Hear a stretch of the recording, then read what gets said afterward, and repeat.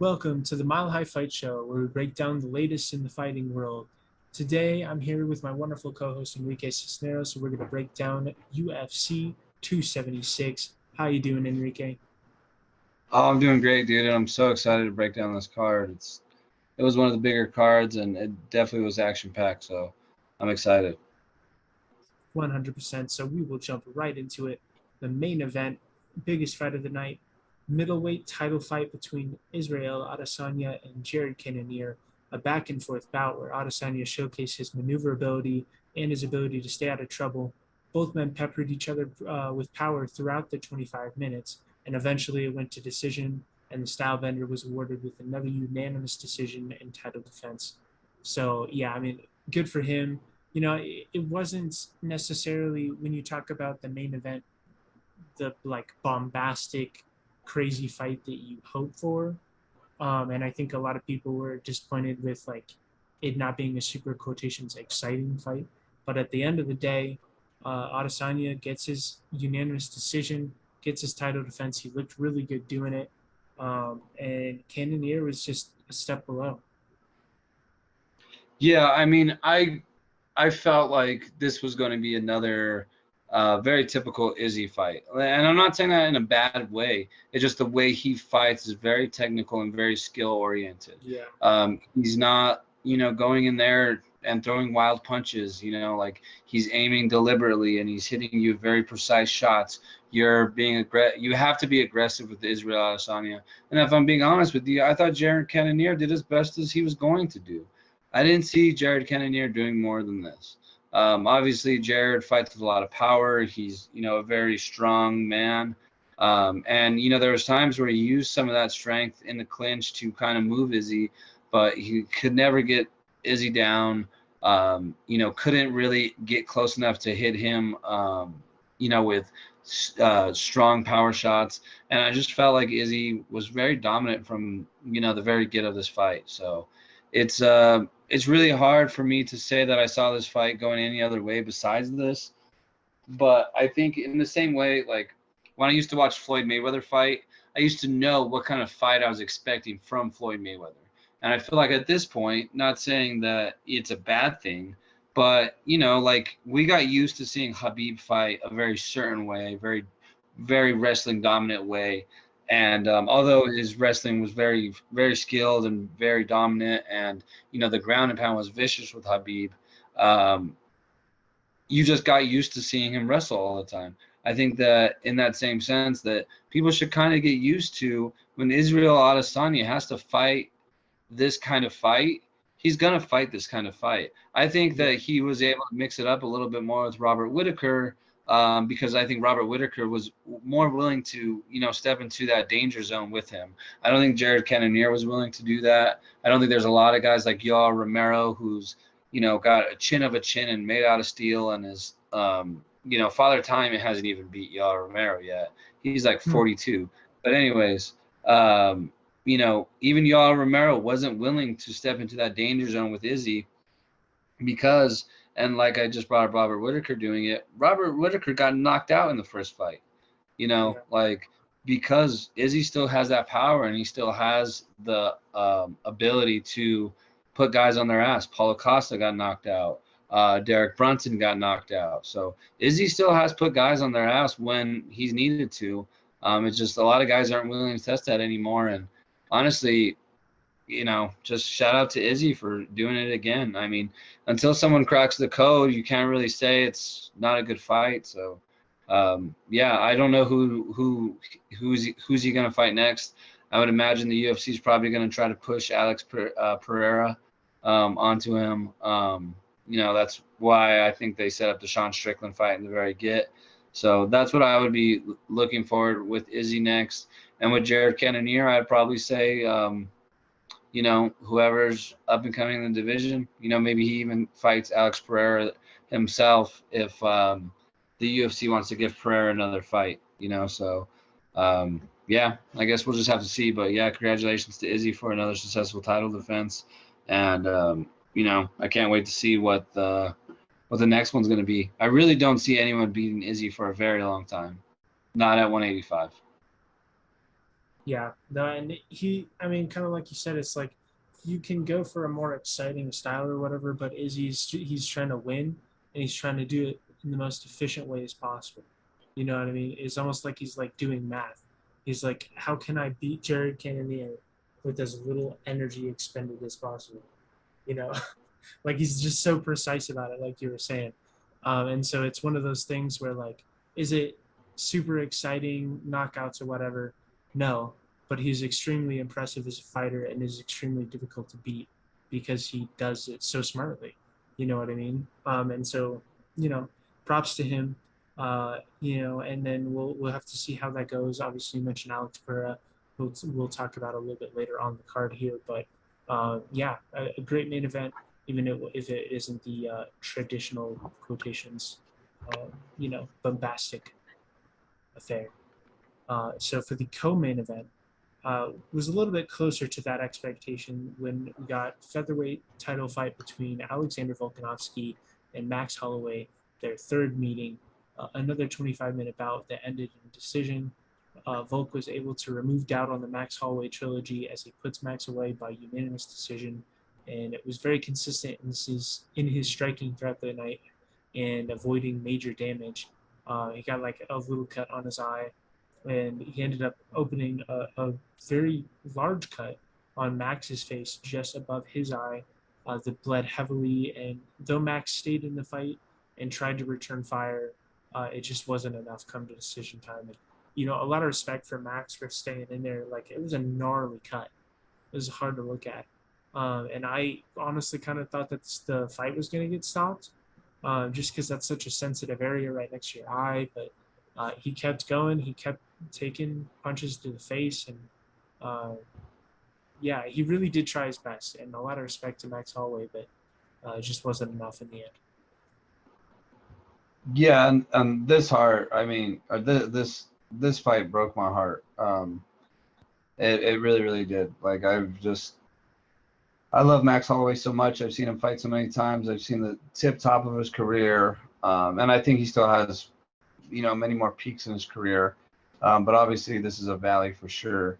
Being 0-3 against Alexander Volkanovski, and just like you said, Volk eliminated any sort of doubt this time around. And so I always thought like the last fight against Volk and the Korean Zombie, that's probably how that should have played out.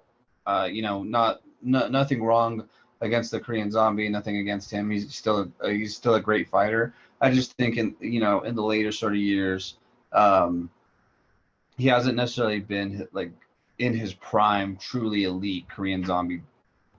The true Korean Zombie that people are used to seeing. If you would have fought the Korean Zombie like 3-4 years ago, fight probably could have went a different way. Right now, Alexander Volkanovski just went out and pitched a shutout against the would-be champion and the longtime champion Max Holloway. If Alexander Volkanovski wasn't in this division, Max Holloway would still be dominating that weight class, just like he was. Just unfortunately for him, Alexander Volkanovski is in that weight class, and he is beyond the man. Like, I'll never ever doubt Alexander Volkanovski again. Um, Yeah. not only does he, not only does he like truly believe he's the best in the world, but he truly believes that he can get better than he is right now. And it really does. Like he looked way faster than Max Holloway from the very get go. Just like he looked way faster than the Korean Zombie. I didn't think that Max was going to have that same problem. Volk looked way faster than him. So it's hard for me to pick against Alexander Volkanovski going forward. Not that I needed any more convincing, because I've seen Volk fight since before he was champion, when he was still very new into the UFC, and he's been a menace ever since. I mean, just like DC said, you don't win 25 fights in a row without knowing what the fuck you're doing. So yeah, I think Volk's the man. I think that Volk is going to continue to get better. I hope that we see Volk move up. I hope that we see. I don't know what the plan is if you're Max Holloway, or Alexander Volkanovski. If I'm being honest with you, I could see both those guys moving up, because at featherweight, especially if Volk does what he said he's going to do, and that's watch both divisions. At featherweight, how many times are you going to be able to fight Alexander Volkanovski if you're Max Holloway? How many times is the UFC going to set that up? And then, if Max goes up to lightweight, he has to become a whole new contender, and there's a whole new, intrigue with Max Holloway being at 155. Can you imagine a Max Holloway versus Michael Chandler fight, or Charles Oliveira, or there's just so many, a Conor rematch, Islam Makhachev. There's just, even Dan Hooker at 155 could be really fun. Dustin Poirier trilogy. If Max moved up, there's tons of fights to open up. But, I think Volk could move up right now, step right into a title fight with whoever wins between, whoever they're going to set up to fight Charles Oliveira, whether that's Islam Makhachev or someone else. I think, honestly, you could probably truthfully, just give Volk that belt right now. Just let him fight Charles Oliveira for the vacant belt. I don't see anything wrong with that whatsoever. Because you can argue maybe Islam doesn't deserve a title shot right now. I think he does, but you could argue it. So yeah, either way, I think Alexander Volkanovski is truly amazing. He's truly a great champion. Very, very privileged to be able to watch him fight going forward. And yeah, I will never say that I don't believe in Volk, because yeah, he put a beating on Max Holloway yesterday, and Max is one of my favorite all-time fighters. So yeah, I'm still pretty devastated. Yeah, absolutely. It was hard to watch, and it's like, number one, hard to watch Max get beat in the fashion, just with everything surrounding the trilogy, and uh, like as far as the implications for their careers too, which I feel like we talked about a little bit, was like for Volk, had Max won this, it's not like that much of a blow to Volk. Like he wouldn't move down that much in as far as how he's considered. You know what I mean? Whereas Max, I think that this puts his career in a rough spot, and like as far as where he's at in the division, and what he's doing with his career moving forward. I mean, you know, like it's going to be harder for him to get back up to a title shot, uh, and I mean, is he just going to rule the division when Volk moves up in weight, or like what is, just kind of questions of what he's doing next. But you know, altogether, just hard to watch, and then hard to watch him get injured like that on top of it. So, but a good fight, and like you said, we'll never doubt Volk going forward. He is a heck of a fighter, man, and he's got that aura. You know what I mean? Just the aura of like superstars and like superstar fighters, where you just like, like they just have that. I mean, it's such a non quantifiable thing. I'm just like, that thing that I'm not describing, just that thing. But that's what it feels like. It's just like with certain superstar fighters, they kind of have like that personality, that aura, and I feel like Volk has that. So, um, but with that, we can move on to our next fight on the card, and one that you previously mentioned, middleweight bout between Sean Strickland and Alex Pereira. Alex Pereira shushed the doubters as he defeated Sean Strickland by knockout only halfway through the first round, landing with speed and power and making quick work of Strickland, who's coming off of 6 straight wins and hadn't lost since 2018. But now he does, and Alex Pereira looks for real. And I think I want to say that was his 6th or 7th fight in the UFC, and so he's quickly moving up the rankings. And like you said, this looks like the UFC is trying to get him up the rankings to fight Adesanya as soon as possible, given their history together. Yeah, I mean, the UFC was, really, really trying to set up this fight, but it all ultimately, just because the UFC set up the matchmaking doesn't mean they're going to be able to. If Sean Strickland comes in and, puts Alex Pereira on his ass, then the whole, UFC rematch of the old Izzy fight goes out the window. And Sean Strickland talked about this, but Alex Pereira came in and knocked that man on his ass. And one, I was rooting for Alex Pereira because I don't really care for Sean Strickland too much. The fight was very quick, very decisive. Alex hit him with the left and then finish it up with the right just to put him right on his back. And I could not be happier. Obviously, just like you said, Alex has a very, very short new MMA career, but very extensive kickboxing career. Knocked out Israel Adesanya, the champion of the weight class, who obviously was the main event that we just talked about. Knocked him out twice outside of the UFC. Alex Pereira is probably going to be ranked number 4. He's definitely going to be ranked in the top 5 as far as the weight class goes. And Izzy's been running through these guys. We've seen him fight Robert Whittaker twice. We've seen him fight Jared Cannonier. We've seen him fight Paulo Costa. We've seen him fight Marvin Vettori twice. He's already beat Derek Brunson. He's run through all these guys. And so I think it's very obvious that the next title fight is going to be between him and Alex Pereira to, settle the old score. And especially in MMA. And another thing that is funny about Alex Pereira as well, he said he wasn't impressed by Izzy in the main event. He said that it was a boring fight, and he hopes that if him and Izzy get to fight again, then it's a much better fight than that. But the thing that amazes me about Alex Pereira is the power he has in that frame. Because he is the tallest middleweight in the division at 6'4". An inch taller than the champion Adesanya at 6'3". So, but he has so much power, and I feel like that power is on display almost more so than Izzy's is. But maybe it's just the fact that 2 of his last 3 fights, Alex Pereira's finished by knockout. Including one over the number 4th ranked guy.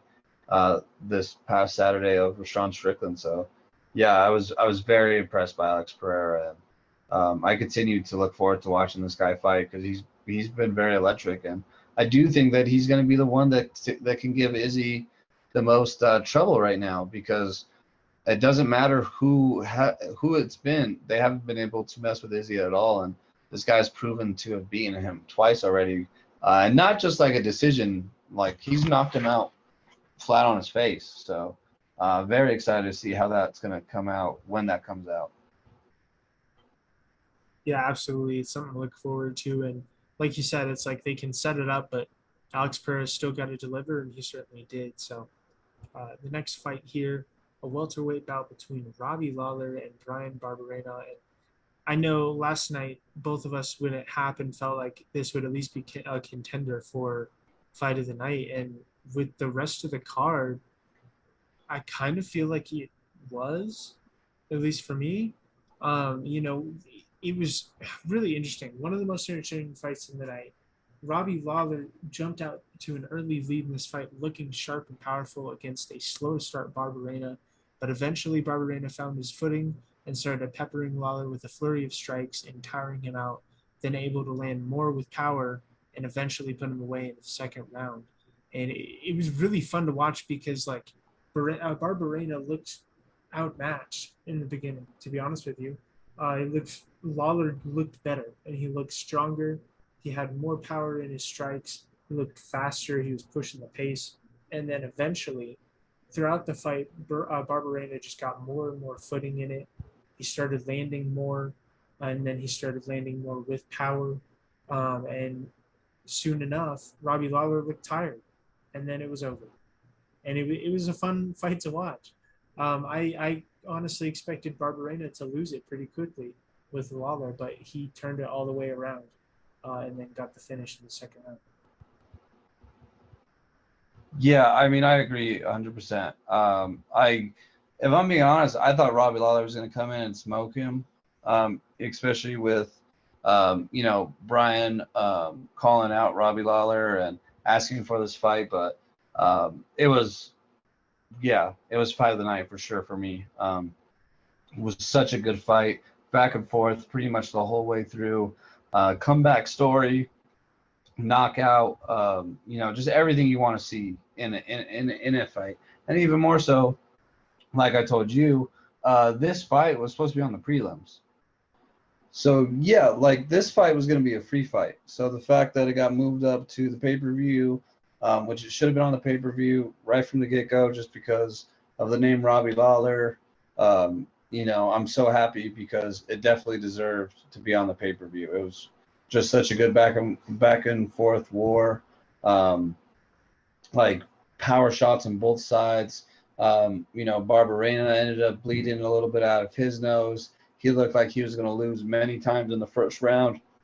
And honestly, like literally in the middle of the second round, he just swung that shit and took the momentum and started beating up Robbie Lawler and eventually got the finish. So, especially when you call out someone like Robbie Lawler, who's a legend of the game and who has been through so many wars and hits so hard and just is so respected in the MMA community. When you call someone out like this and you're able to follow up, and not only that, but have a great fight and ended up knocking out the guy you called out. That's a big ass dub, especially on a huge pay-per-view.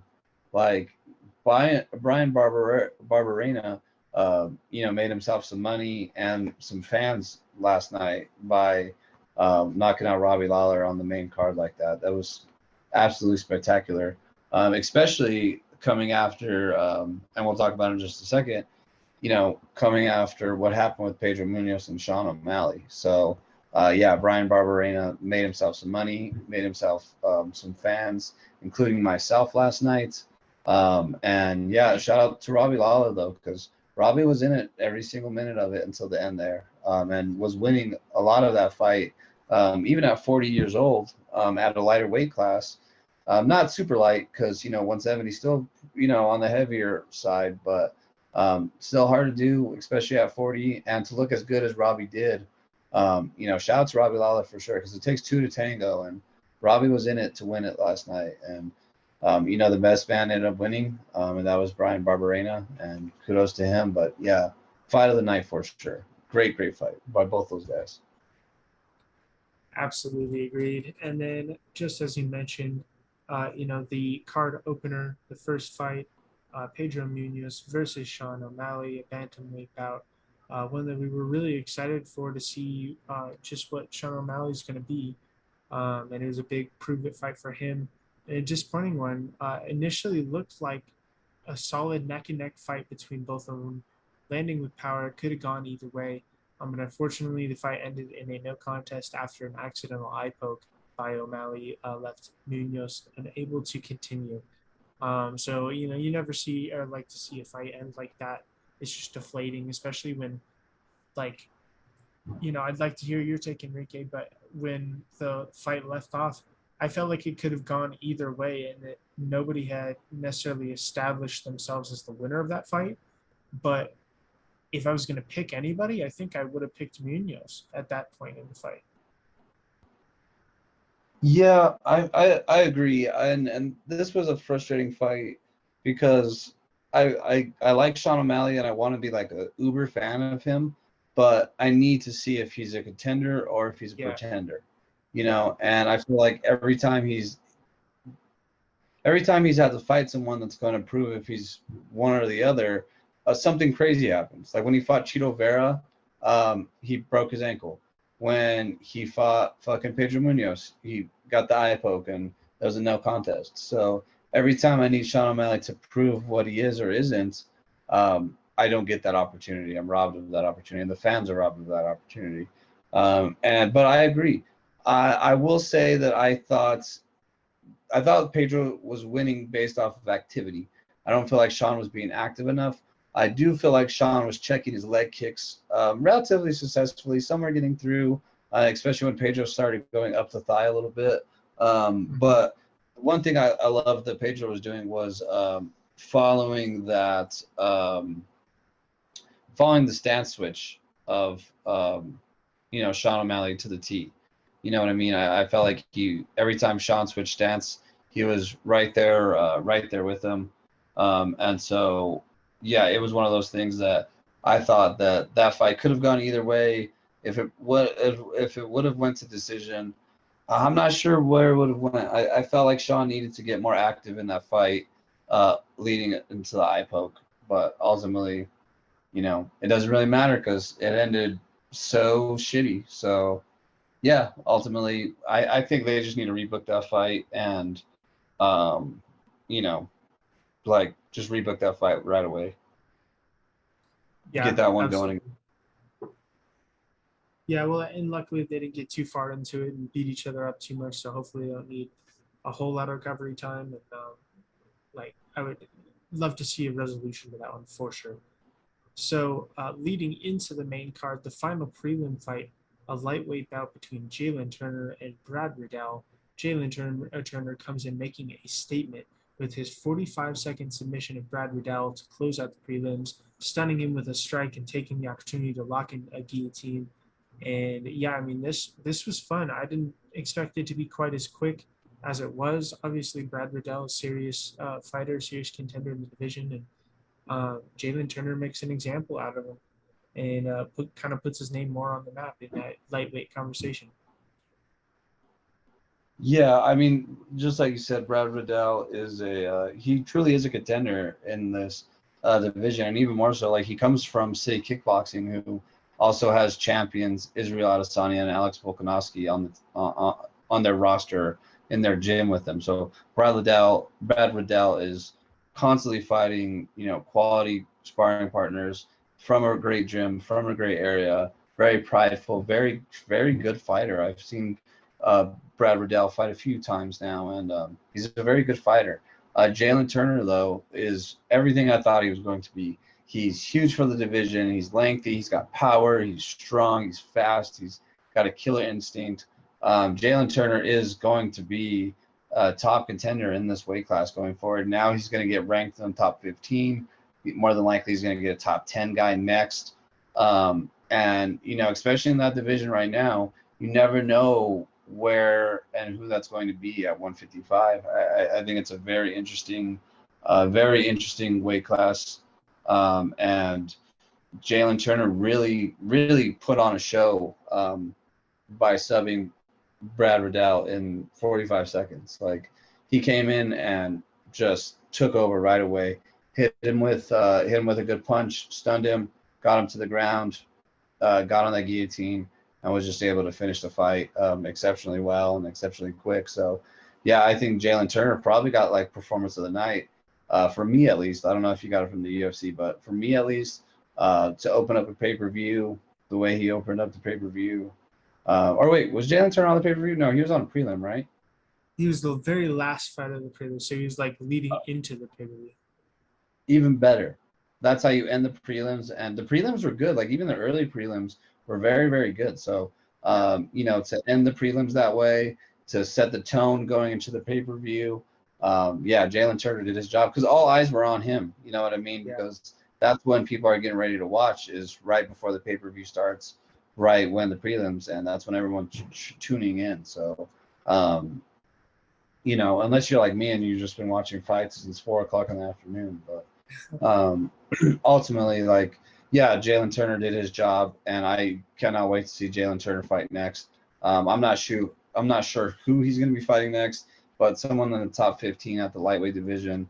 But I mean, just watch out because that division is strong and it is tough. But Jalen Turner's got different size and different problems for that division. I almost want to call him like the Israel Adesanya of 155 because there's not that many guys that are 6'3". Like Dustin Poirier is not that tall.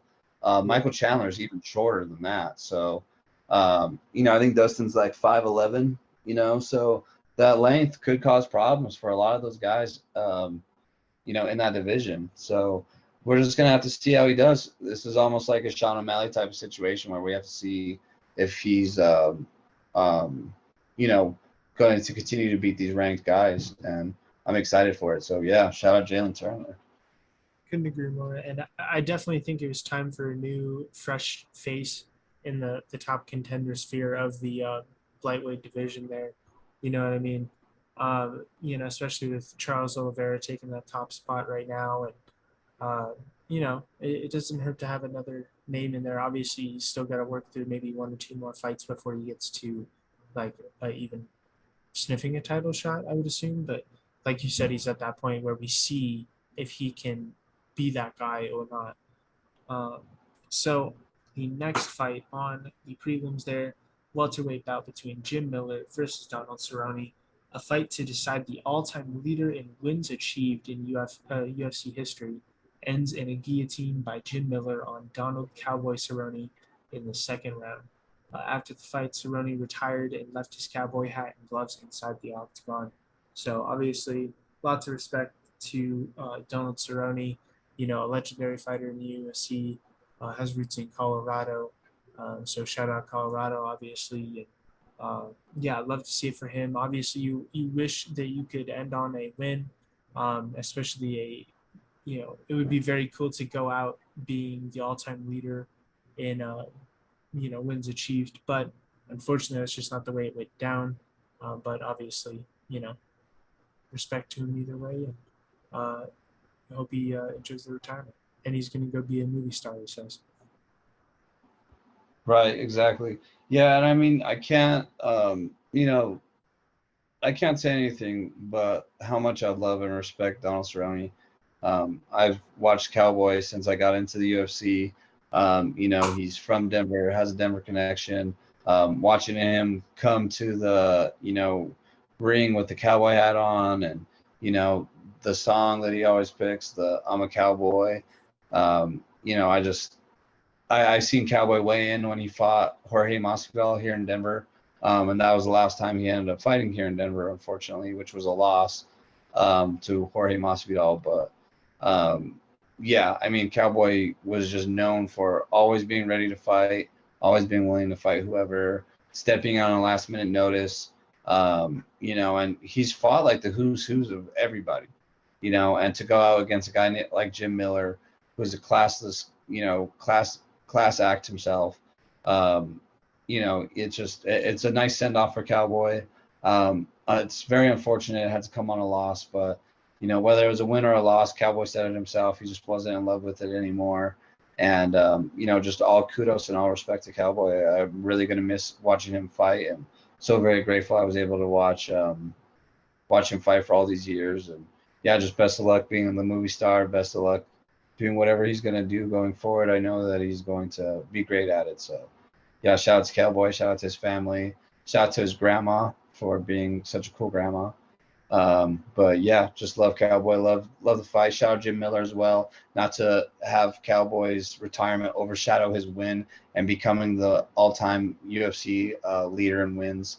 That's you think of all the guys that have fought in the UFC: George St. Pierre, Michael Bisping, Habib Nurmagomedov, John Jones, Daniel Cormier, Max Holloway, just all these legends, and guys even before that, Chuck Liddell and Rampage Jackson, and to have Jim Miller, from New Jersey, be the all-time win leader is just, it's very remarkable, and it's a tribute to how long he's been able to stay healthy, and the guys he's fought, and especially get a submission win over Cowboy Cerrone as the one to break the record is very, very special, because that's 1 versus 2 as far as the all-time win leader. So it was a very cool fight and should not be overshadowed by Cowboy's retirement, even though Cowboy retiring is a bummer for sure.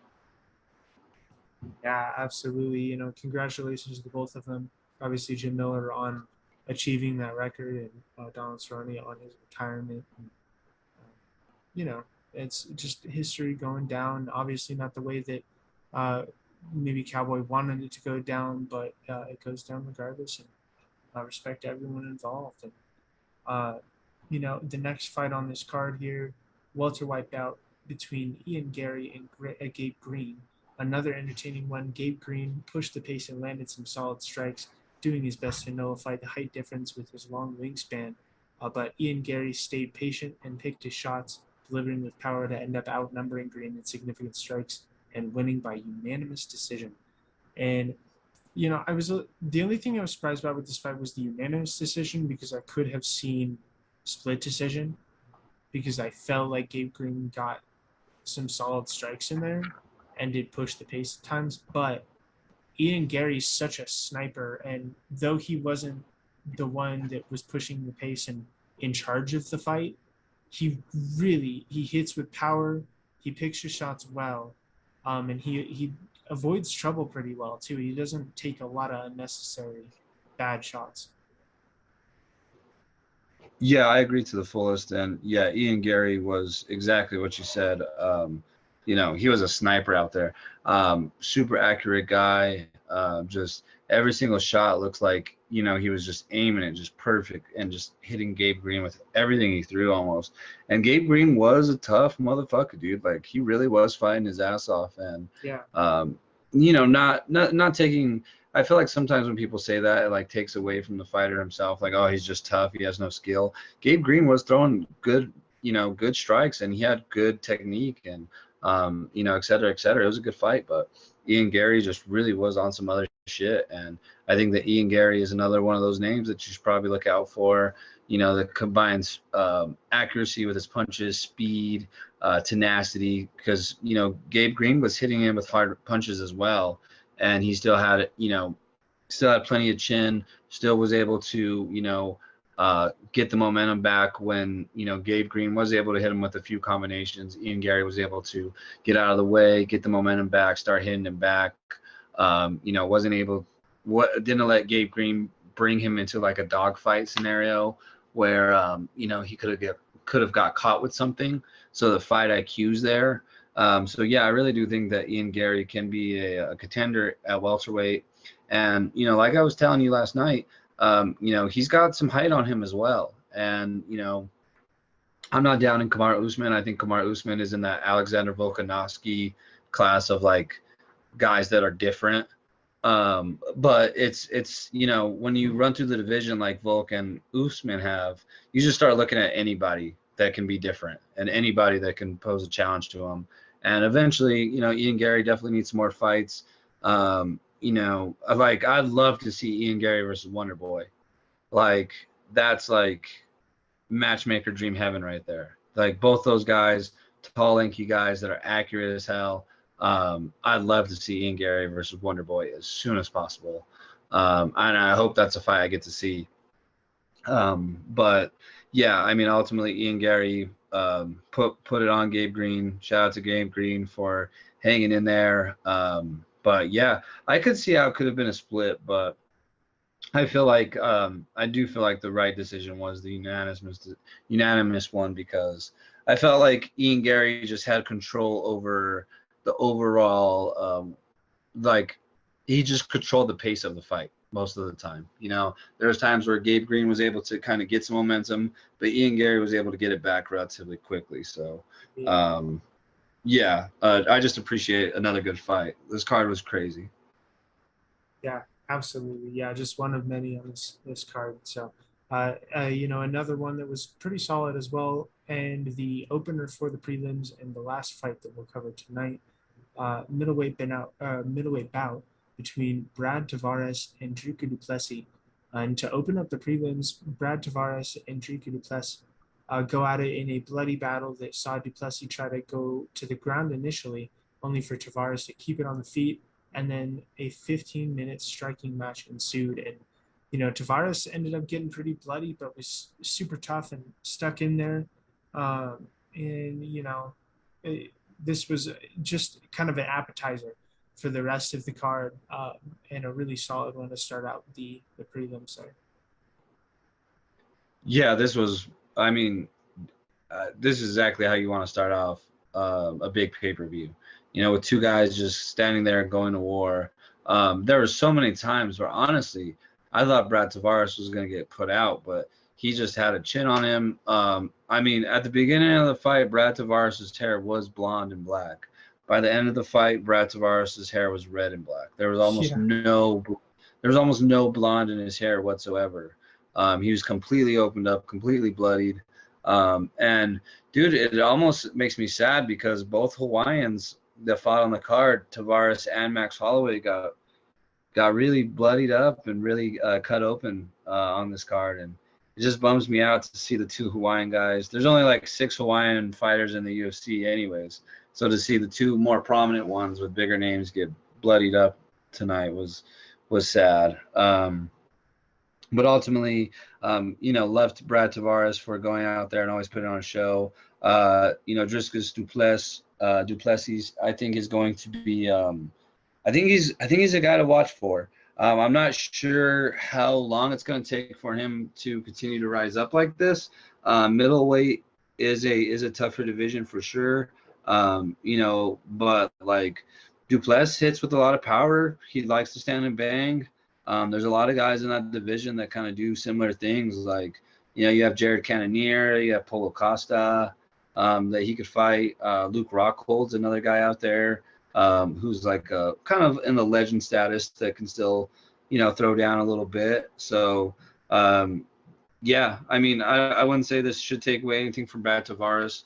Brad Tavares is kind of, in the later years of his career anyways. But Duplessis is on the come up for sure. And he gets another quality win over, a quality opponent, and really bloodied him up to, to add that extra razzle dazzle on the fight too. So yeah, like you just couldn't open the prelims up any better. And then, on the early prelims, we had Macy Barber and Jessica I, who had a banger of a fight as well.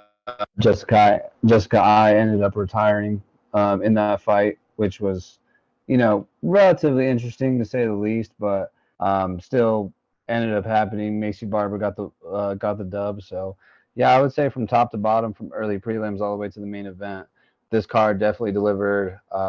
And yeah, I just couldn't be happier. Couldn't be happier about it. Besides maybe the Izzy fight. Izzy fight could have been a little bit more interesting, but can't be mad about, Stylebender getting the win and winning in the way he did. And then obviously the Volkanovski and Holloway fight went the way it did, which I won't bring up again. But yeah, great card overall, and glad I got to watch it with you even more so. Yeah, absolutely. Always grateful to be able to watch it with you, my friend. A fantastic card, one of the biggest of the year for sure. And this Brad Tavares and Drew Duplessis one was just a cherry on top to open it up. And uh, I mean, what a way to kick off that card for sure. So, and exciting to see Duplessis finally fight after his fight kept getting like delayed. I think what 3 times this year. So finally got to see him actually fight, and you know maybe he'll start competing in this middleweight division here. So I think that's going to do it for us this week. Thank you everyone for listening. This has been the Mile High Fight Show, and we'll see you guys next week.